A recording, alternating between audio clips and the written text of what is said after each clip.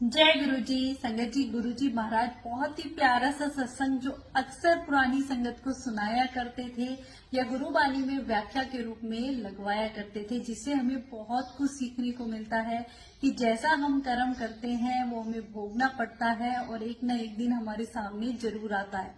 संगत जी, एक साधु संत होते हैं, वो एक राज्य में घूमते घूमते पहुंच जाते हैं और एक राजा के पास जाते हैं। तो वो राजा अपने अस्तबल में अपने घोड़ों के साथ कुछ कर रहे होते हैं। साधु भिक्षा मांगने लग जाते हैं। तो राजा कहते हैं, मैं तो अपने राज्य में भी नहीं हूँ, यहाँ मैं तुम्हें क्या दे सकता हूँ।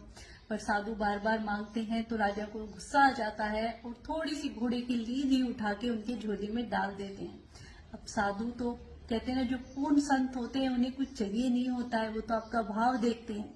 तो वो उन्हें राजा को आशीर्वाद देते हैं कि जो भी तूने भिक्षा में दिया है वो तुझे 100 गुना होके मिलेगा, और साधु वहां से चले जाते हैं। अब कुछ दिन बाद राजा शिकार करते हुए ऐसे रास्ता भटक जाते हैं। एक जंगल में पहुंचते हैं तो वहां पे एक कुटिया दिखाई देती है, रोशनी नजर आती है। तो वहां पहुंचते हैं, कुटिया के सामने क्या देखते हैं कि एक घोड़े की लीद का इतना बड़ा ढेर लगा हुआ है। अब राजा देख के हैरान रह जाते हैं, कुटिया के अंदर जाते हैं, साधु से जाके पूछते हैं कि महाराज आपके घर के आगे ये किस चीज का ढेर लगा हुआ है। तो साधु कहते हैं, तू भूल गया, ये तेरा ही दिया हुआ है, ये तेरे ही कर्म है जो तुझे ही भुगतना पड़ेगा। राजा कुछ समझ नहीं पाते, कहते मैं एक बार तेरे से भिक्षा मांग रहा था और तू अस्तबल में खड़ा हुआ था, तूने घोड़े की लीद ही मेरे झोले में डाल दी, जो देख तुझे 100 गुना बढ़ के अब मिलेगी और तुझे ही ये खानी पड़ेगी।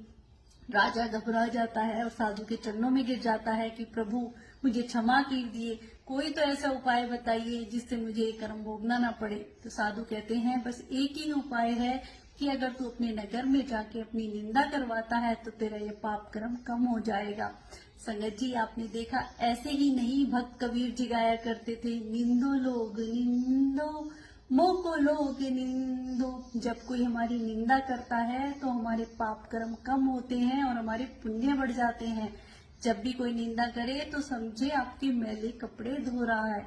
तो संगत जी, ऐसा ही होता है। राजा नगर में जाता है और कुछ न कुछ ऐसे काम करता है कि लोग उनकी निंदा करने लग जाते हैं और वो घोड़े की लीद का ढेर घट घट के धीरे धीरे कम होता चला जाता है और फिर वो जरा सा बच जाता है। अब राजा फिर साधु के पास आते हैं कि प्रभु ये तो सारा खत्म हो गया, पर ये थोड़ा सा बच गया, इसका क्या होगा। तो साधु कहते हैं, ये तेरे कर्मों का लेख है, ये तो तुझे भुगतना ही पड़ेगा। अब चाहे तू इसे पीस के खा, पानी में मिला के खा, चूरन बना, चाहे रोटी में खा, कैसे भी खा, पर तुझे भुगतना पड़ेगा। तो संगत जी, देखा, जो हम कर्म करते हैं वो हमारे सामने आते हैं और हमें भुगतने ही पड़ते हैं। तो हमेशा हमें अच्छे कर्म करने चाहिए और जब भी कोई आपकी निंदा करता है तो हमें उसका शुक्रिया करना चाहिए, क्योंकि वो हमारे मैले कपड़े धो रहा है, हमारे पाप कर्म कम कर रहा है और हमारे पुण्य बढ़ा रहा है। शुक्राना गुरुजी, इतना प्यारा सत्संग जिससे हमें बहुत कुछ सीखने को मिलता है। अगर जीवन में हम अपना ले तो हम अपनी लाइफ भी बदल सकते हैं। शुक्राना गुरुजी।